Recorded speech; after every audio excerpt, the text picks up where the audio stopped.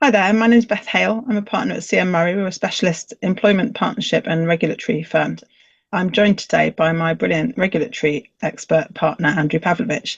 We're going to be talking about a recent Solicitors Disciplinary Tribunal case, which has really put the issue of anonymity for respondents. So whether people who are accused of misconduct should be anonymous in relation to a regulatory judgment. So in this 10-minute talk, we're going to discuss the basis on which anonymity can be sought by respondents to SRA investigations and how these issues are often resolved or may be resolved in practice, and just have a discussion about sort of what that means in reality and how firms and lawyers can address it. So, Andrew, to start with, do you want to just give us a brief overview of the case that sparked this particular discussion? So it relates to a solicitor who has been suspended from practice for 2 years for sexually harassing a female associate through making inappropriate and sexual comments in a pub. And as you say, we don't know the name of this solicitor because his name has been anonymised, and that was following a joint application made by the SRA and the solicitor based on a medical report, which found that publicising the decision would have an impact on his mental health. So the tribunal considered the application and ultimately they accepted it. But rather unusually, we did actually have a dissenting judgment or dissenting member. They thought that it was important that the respondent be named so that any other complainants, potential complainants, could come forward. And he also considered that any risks arising from publication could be appropriately managed as the solicitor was receiving treatment and he was in the hands of his medical practitioners. So quite an interesting one. We don't tend to see dissenting opinions in the tribunal very often. Am I right, just quickly, am I right that the dissenting judgment was given by the lay member of the tribunal and the two solicitor members were both considered That's anonymity correct, yeah. appropriate? And I mean, the basic principle, as in most hearings, court cases in this jurisdiction, is a principle of open justice in relation to solicitors disciplinary tribunal hearings. So, what is the legal basis for requests for anonymity, and how would an individual who wanted to seek that in their case, how would they present that, and how might they succeed, I guess? Yeah. Well, the starting point in terms of the proceedings is the Solicitor Disciplinary Proceedings Rules 2019, and that provides that parties can apply for anonymity and for hearings to be held in private. And those applications would usually be based on human rights grounds and the European Convention of Human Rights, because obviously both the SRA and the Tribunal are public bodies under the Human Rights Act. So you've got Article 2 of the Consent Convention, the right to life. So there you would have to show that the publication of the decision presented a sort of a real and imminent threat to life, which is obviously a pretty high bar. Mm-hmm. And then separately, you've got Article 8, the right to private and family life, and that also includes and captures risks or impacts on physical and mental health. So in practice, how would you make such an application? Well, you would provide medical evidence. This could either be provided by your treating practitioner, or you could get an independent report from someone who'd reviewed your medical records and had a consultation. It needs to be up to date, obviously. It needs to be provided from someone who has the expertise, and it needs to set out if there are any sort of reasonable or adjustments or steps that could be taken to mitigate the risk. So that report would be presented in the first instance to the SRA, and then there would be a consideration as to whether they agreed with it or not. They might ask questions, they might want to get their own expert, and then you'd eventually end up before the tribunal with either an agreed position or a position where you're in disagreement, and the tribunal would have to make a decision as to whether or not to allow the anonymity. In terms of how the SRA and the tribunal themselves deal with these requests, what's their approach? Well, they're usually pretty robust. I mean, as you said earlier, the starting point is full openness and transparency. So they're not going to deviate that unless there are exceptional cases.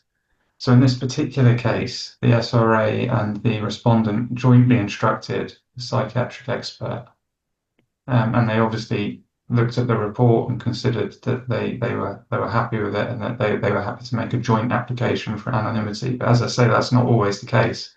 And you do sometimes see the SRA resisting an application by a respondent for anonymity. And obviously then the tribunal has their own decision to make. And in this case, by a majority, they decided to allow the application, but there was some dissent from that. So they don't roll over on these issues. And they are sort of heavily determined by the quality and the weight of the medical evidence. It seems to me, I think from sort of anecdotally, it seems that there's been an increase in these kinds of anonymity requests in SRA proceedings. Do you think that seems right, and why might that be if it is true? Yeah, I think it is right, although we don't have any evidence directly to test it, but my feeling is certainly the same as yours. And I think it's partly because of the nature of the cases that are coming before the tribunal. So historically, you might have been looking more at financial misconduct, using the client account as a bank account. You might have a case where someone has acted in a known interest conflict or a client conflict, and these are all issues which they will result in a certain degree of embarrassment for a solicitor if those decisions are published. But what we're seeing now is allegations of sexual misconduct being investigated and prosecuted, which have the potential to seriously damage the reputation of the individual. And we know that those decisions are reported in the legal press. Some of them even reach the national press. As they investigate more and more of these issues, there's more potential for the publication of them to have these sorts of effects. Yeah, that must be right, mustn't it? That it would be quite rare for a story about someone misusing client funds to make it to the sort of front page of the tabloids, for example, whereas actually not unheard of for stories about solicitors who have sexually harassed their colleagues to make it into the mainstream media. So there is a difference there, definitely, isn't there? I think it's quite an interesting one, and obviously, given the SRA's increased focus on these issues, that feels relevant as well, doesn't it? So you've covered requests for anonymity based on the medical issues, medical well-being. Are there any other bases on which someone might seek anonymity in one of these cases? Yeah, I mean, it's usually medical issues, but we have seen anonymity sought on other bases, and it's important to consider also the rights of family members. Mm. So, I've dealt with cases where the respondent's partner has been a prominent member of their local community, for example, and publication of findings against them could have an impact on their reputation or their well-being. And kids, And I've also, you sort of play kids and what might happen to them at school, that kind of stuff. yeah, I've also involved in cases where children have the potential to be impacted. So yes, I mean there are a number of options to consider. I'm certainly not suggesting that anyone should be sort of working through this in an attempt to see how they can claim anonymity. But yeah, there are various things to be considered if there is a real risk and something that a respondent is genuinely worried about. Yeah, interesting. And then I guess there is this sort of philosophical question, isn't there? As should respondents in these kinds of circumstances be entitled to anonymity? I mean, I think it's that the principle of open justice is so important, isn't it? And of course, people shouldn't be allowed to sort of get away with, and getting away with is obviously an odd term here because this person has been suspended, so it's not, it hasn't got away with anything, but get away without being named. And why should that be okay for one person and not for another? And I think if you can't do the time, don't do the crime, all of those kinds of, and just the real principles of just open justice, so important. And I think it's a really difficult balance, isn't it? And I just what do you think about that? How do you think that they should be entitled to anonymity, and when? Well, I mean, I think this particular case has got quite a lot of attention because of the nature of the offence. Also, the way that he presented his defence, there was some comments in mitigation which I know you weren't particularly impressed with. So I don't think that he, necessarily advanced his case in a way that would attract a huge amount of sympathy to him. Maybe that's part of the reason why this has sort of become such an issue and has received such attention. Ultimately, as I've said before already, these cases do come back to the quality of the medical evidence.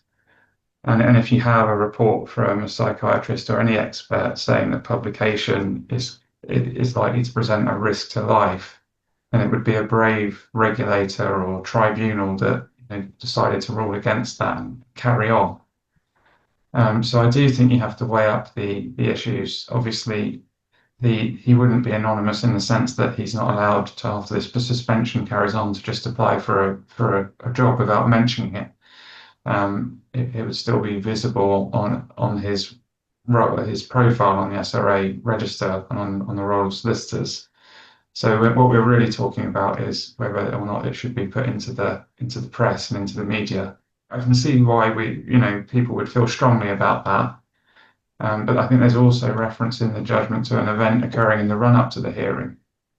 So I think we have to assume that these issues are genuine, and that people aren't sort of working the system to try and secure anonymity. They will be tested quite vigorously by the SRA and the tribunal.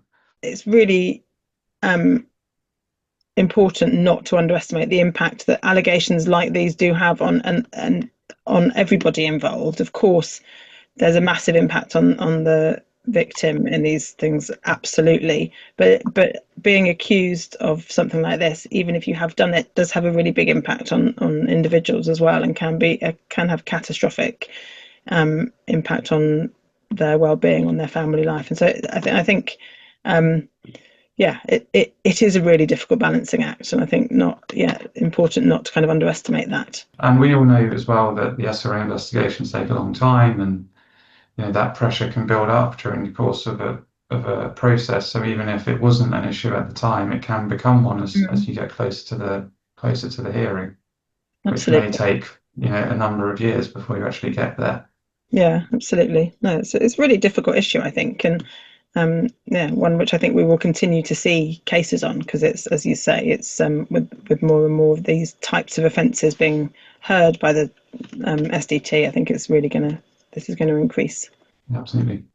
That has been so interesting. Thank you. Thanks everyone for listening and watching. Do let us know if you have any questions or if you have any other topics you'd like us to cover in one of our 10-minute talks. Thanks a lot.